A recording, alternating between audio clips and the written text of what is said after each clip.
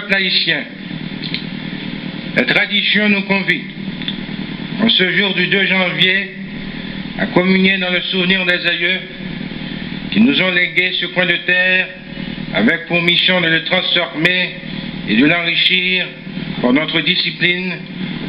nos efforts et nos sacrifices. Après 182 années, leur testament garde encore toute son actualité pour que nous autres, qui engagés sur la voie de la démocratie, entendons gagner la bataille du renouveau en vue de nous libérer de toutes les entraves à notre plein épanouissement. Aussi, l'idéal de grandeur qui les animait doit-il plus que jamais nous guider dans nos démarches pour asseoir un ordre de choses qui répond aux vœux ardents de toute notre collectivité et ainsi édifier cette société qui puisse en imposer par son unité et sa solidarité, par l'intégration de plus en plus harmonieuse de toutes ses composantes et surtout par son sens de la justice, de la répartition de la richesse nationale ou le bien-être généralisé. À l'instar des pères fondateurs de la patrie, qui se sont soudés pour faire d'un groupe inorganisé une force de progrès et de civilisation, nous devons nous rassembler pour le relèvement des masses haïtiennes. Il importe de sortir de la misère et de l'ignorance, ces masses qui pâtissent des séquelles de préjugés tenaces et qui ont, elles aussi, droit à une vie plus décente et plus digne. Car la prise en main de notre destin collectif ne saurait plus s'accommoder de ces antagonismes ou de ces disparités qui n'ont que trop miné autrefois les bases de l'unité nationale.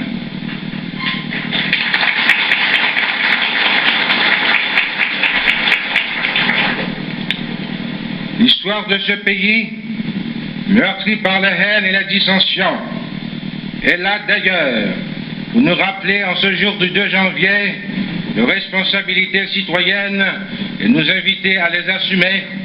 avec toute la détermination d'éviter les conflits néfastes et perturbateurs pour mieux réaliser l'œuvre de redressement que nous voulons profitable à tous. Mes chers concitoyens, depuis l'avènement au pouvoir du père de la Révolution de 1957, qui avait compris la nécessité d'entreprendre à la lumière de l'histoire nationale l'éducation de nos masses, ainsi que la réforme des mentalités de nos élites économiques et intellectuelles, en vue d'une prise de conscience accrue de leur mission vis-à-vis de ces dernières, la commémoration du jour des aïeux, dans l'esprit de tout patriote une double signification. Elle traduit d'abord le renouvellement de la profonde gratitude de tout un peuple à l'endroit de ses héros,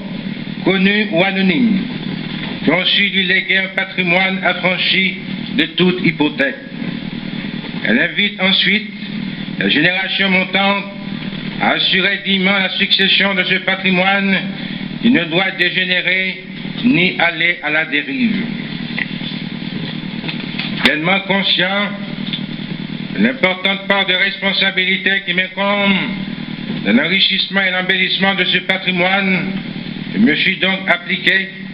dès mon avènement à la suprême magistrature de l'État,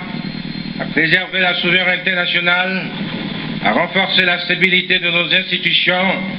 à garantir la paix et la sécurité des personnes et des biens.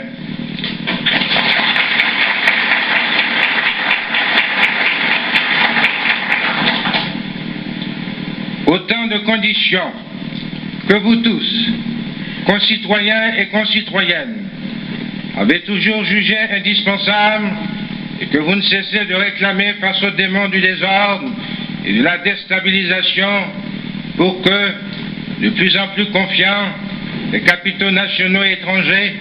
continuent de faire l'objet d'investissements générateurs d'emplois nouveaux, que les fils du peuple reprennent goût à l'éducation qui assurera leur promotion socio-économique et leur éminente dignité humaine,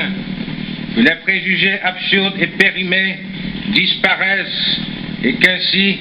les classes sociales autrefois antagoniques se remettent à la pratique de la convivialité et en viennent à réaliser que malgré leurs différences dues à la dynamique sociale, elles sont condamnées à être complémentaires, à défaut de quoi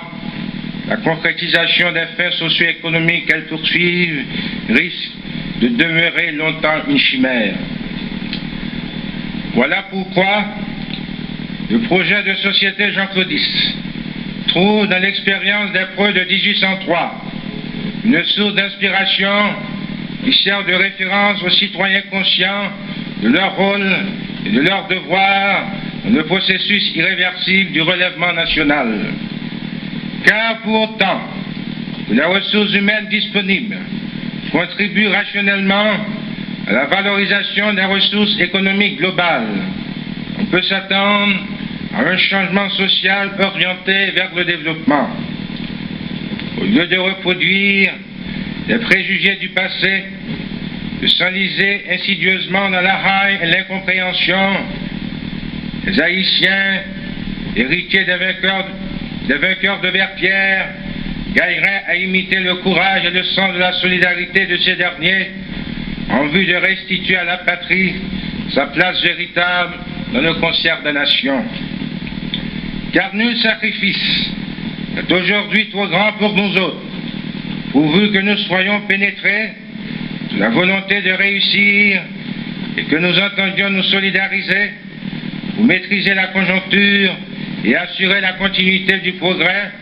dans nos villes, bourgs et villages avec toute notre abnégation de patriotes.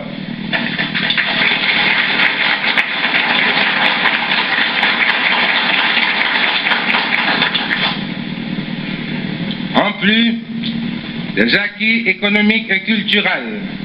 à l'actif de la révolution au pouvoir, les partisans de toujours, comme les adversaires d'hier et d'aujourd'hui, doivent reconnaître que la philosophie du vallérisme a été et demeure la seule à pouvoir réconcilier le pays avec lui-même.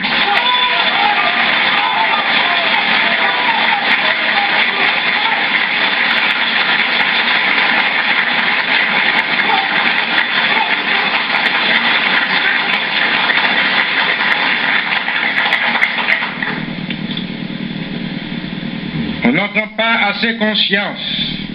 que la plupart des membres de nos nouvelles élites économiques et intellectuelles sont souvent enclins à oublier que sans l'atmosphère de paix, de tranquillité et de sécurité des personnes et des biens instaurée depuis 28 ans par un régime politique stable, cette nouvelle conquête qui conditionne toutes les autres n'aurait point été possible. De fait, la pratique de la liberté essentielle, la libéralisation et la modernisation de nos institutions politiques et administratives, l'investissement des capitaux haïtiens et étrangers, la multiplication des emplois, la diffusion plus large de l'éducation et de la santé, la distribution équitable de la justice auraient été autant de projets chimériques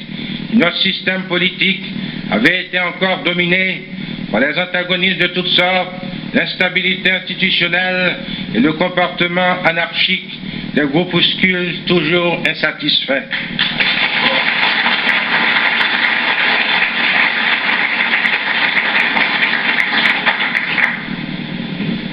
Pendant 28 ans, la révolution au pouvoir s'est donc évertuée à introduire dans le comportement de nos masses et de nos élites une nouvelle philosophie de la gestion et de la préservation du patrimoine national. Aussi, en ce 2 janvier 1986, est-ce avec l'intime conviction d'agir pour le bien de la patrie que je vous invite tous, concitoyens des 9 départements géographiques du pays, à bien vous pénétrer de l'impérieuse nécessité de l'ordre, de la paix, de la discipline, de l'unité nationale, comme de l'intégration des masses urbaines et rurales, autant de conditions indispensables à l'édification d'une authentique démocratie pluraliste.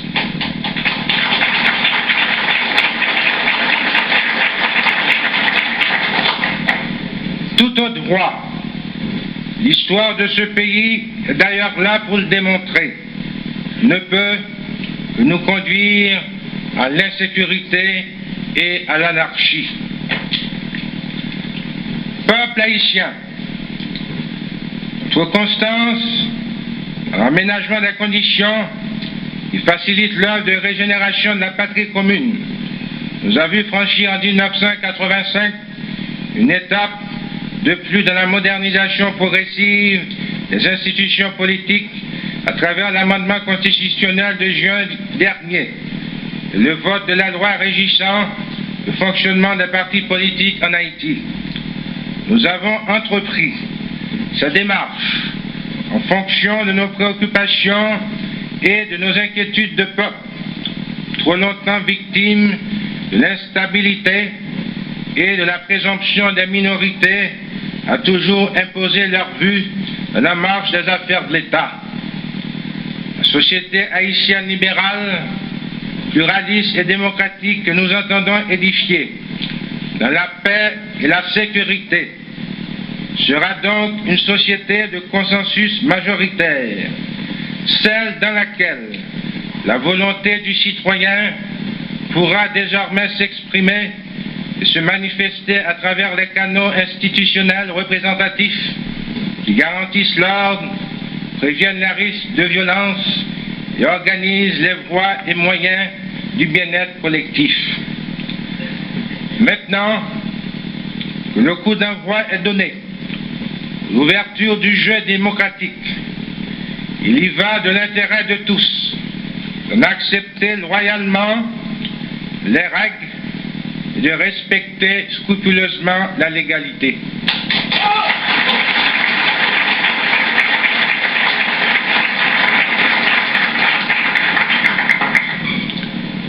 Aussi,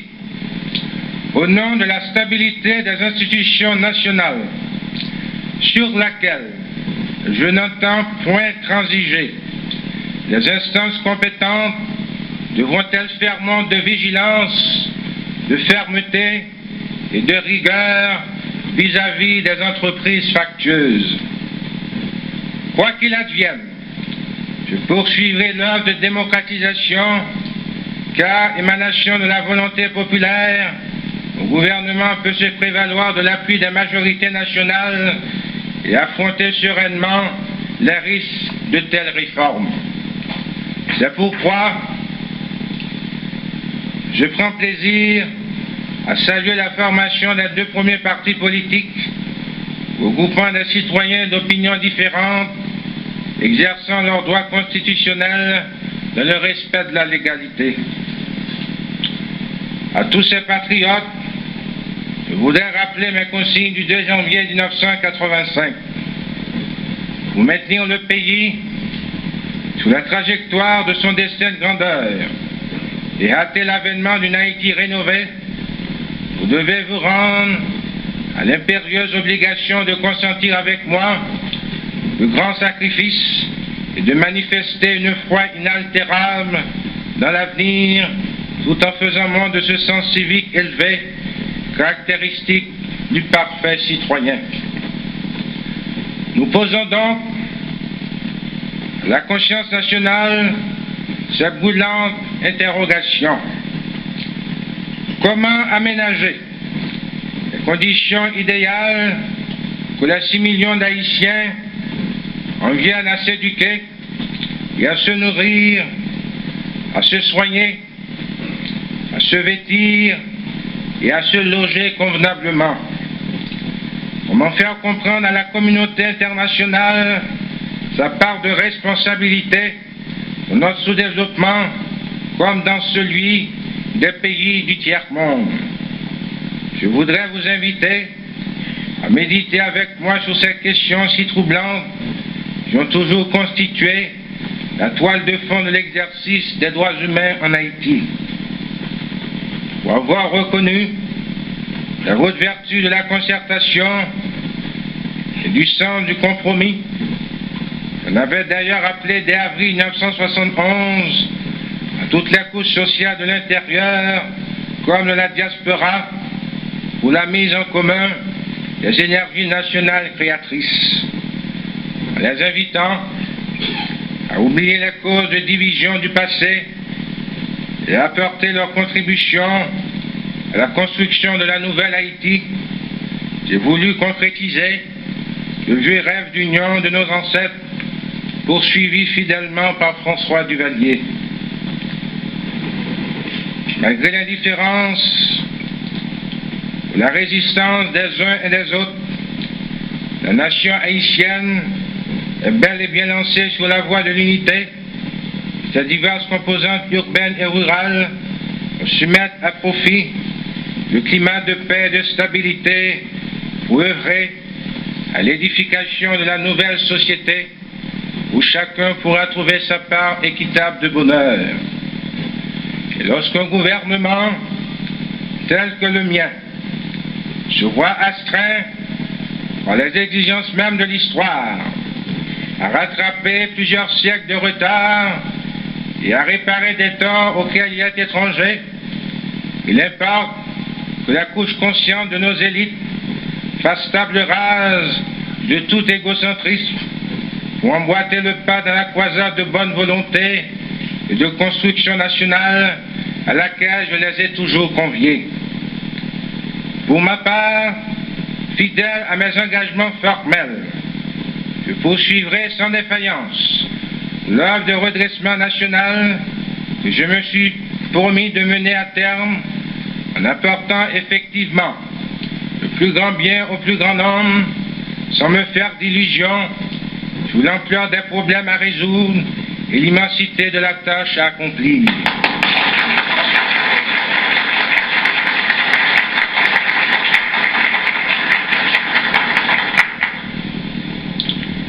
En effet, je peux jeter avec fierté, au regard sans complaisance, la réalisation de mon gouvernement, si je peux affirmer sans risque de me tromper,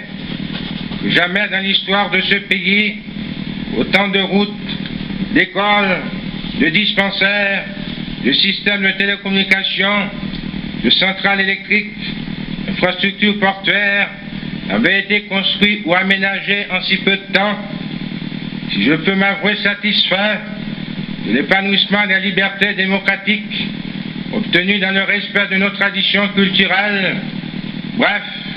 si je peux conclure que le bilan de mes interventions est largement positif, je n'en suis pas moins conscient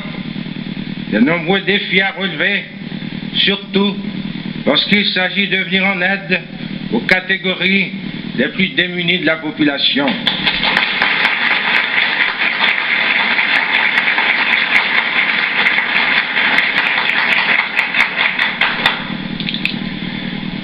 Que ceux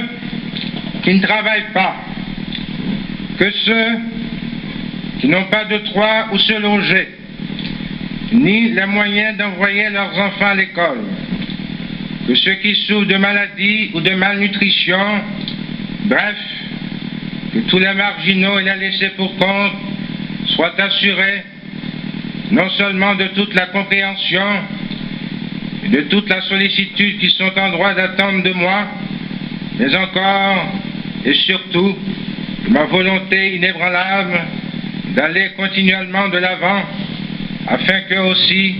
puissent profiter du bien-être généralisé.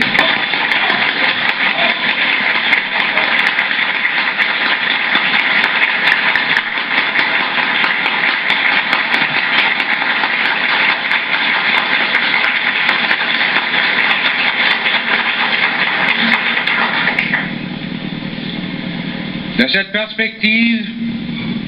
1986 sera une année déterminante,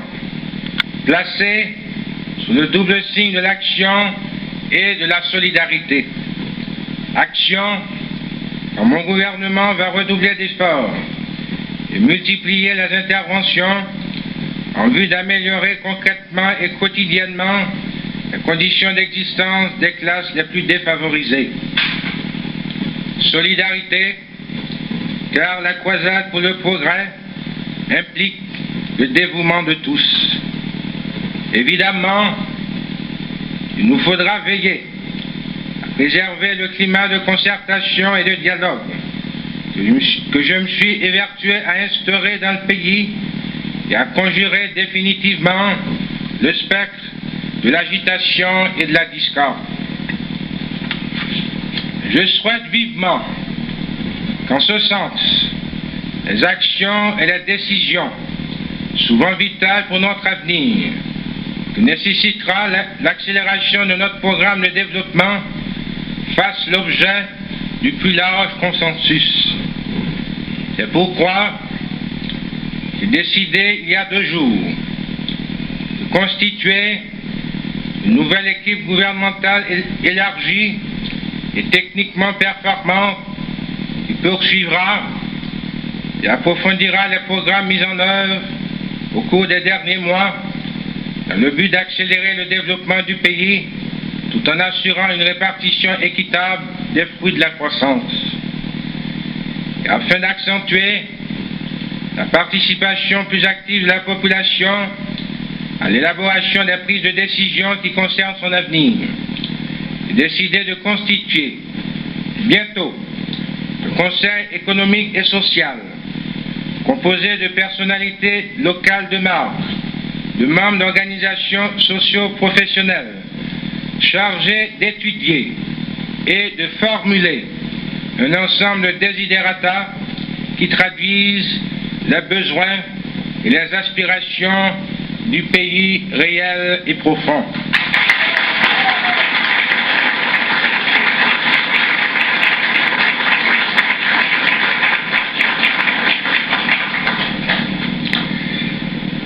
Quant aux jeunes, dont je partage pleinement la préoccupation, je leur donne la plus formelle garantie qu'une attention spéciale leur sera accordée. Les jeunes attendent du gouvernement et de la société qu'on leur fasse une place, une plus grande place. Ils ont besoin d'une formation qui leur donne accès à davantage d'emplois, leur permettant de se réaliser et de s'épanouir. Le gouvernement et la société se doivent de répondre à cette attente. Et j'ai, en ce sens, personnellement instruit le ministère de l'Éducation et de la Jeunesse et des Sports pour qu'ils apportent des solutions adéquates. Et dans ce but, en accord avec la Banque interaméricaine de développement, de 14 millions de dollars seront investis au cours de cette année dans le domaine de l'éducation. De nombreuses écoles vont être construites en milieu rural. Les écoles existantes vont connaître des transformations et des améliorations. En outre, de larges catégories de professeurs vont être recyclés et leurs salaires seront relevés. Les prochains programmes de développement vont créer beaucoup d'emplois nouveaux. Et j'exhorte tous les directeurs de projet, tous les responsables, à réserver une place plus importante aux jeunes, qu'ils soient cadres, employés ou simples manœuvres.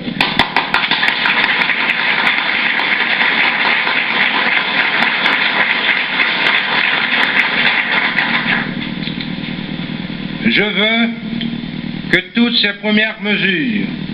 soient le début d'une politique tournée vers la jeunesse, le début d'un dialogue constructif et suivi avec les représentants de toutes les couches de la jeunesse, non seulement de Port-au-Prince, mais des villes de province et des sections rurales. Mes chers concitoyens, 1985 aura été pour notre pays une année de contraste pendant laquelle notre économie, tout en confirmant la croissance observée depuis 3 ans, a dû néanmoins faire face à des contraintes financières sensibles, dues notamment aux effets de la sécheresse, au faible prix du café, aux difficultés de l'industrie de la sous-traitance et à un niveau de remboursement particulièrement élevé, avec pour conséquence un service de la dette publique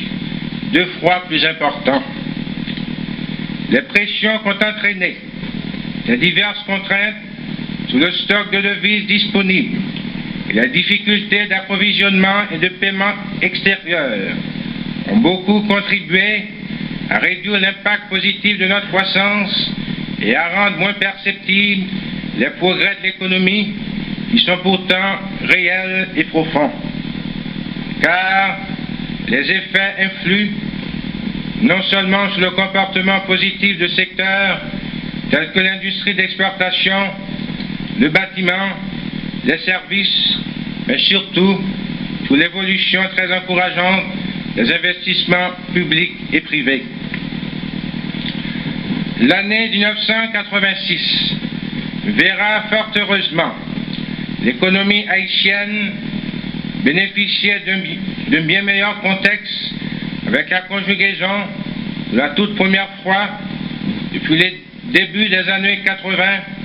une conjoncture internationale favorable et d'une accélération très sensible des investissements publics financés par la coopération externe. Sur le plan international, notre pays bénéficiera en premier lieu de la hausse spectaculaire des prix du café, déjà supérieure à 50%, de la reprise prochaine de l'exportation de certains de nos produits traditionnels vers les États-Unis d'Amérique et la baisse actuelle du cours mondial du dollar qui stimulera certainement notre tourisme en le rendant plus compétitif. À ce facteur externe contribueront tous à augmenter les revenus en devises du pays et avec eux la valeur d'échange de la gourde et le niveau général de l'activité viendra s'ajouter l'accroissement précité du niveau des investissements publics et des flux d'aide externes qui témoignent notamment d'une nouvelle et très positive attitude de la communauté internationale à l'égard d'Haïti. Ainsi, par exemple, à l'instar de la France, dont l'intervention annuelle a plus que doublé depuis 1984, la République fédérale d'Allemagne augmentera très probablement de 35% environ son aide à Haïti et vient de décider de transformer en dons quelques 6 900 000 $ de dette haïtienne. La Banque interaméricaine de développement est de même disposée à approuver cette année, en notre faveur, plus de 150 millions de dollars de nouveaux prêts et à augmenter de l'ordre de 75% les décaissements annuels dès 1986. Cette institution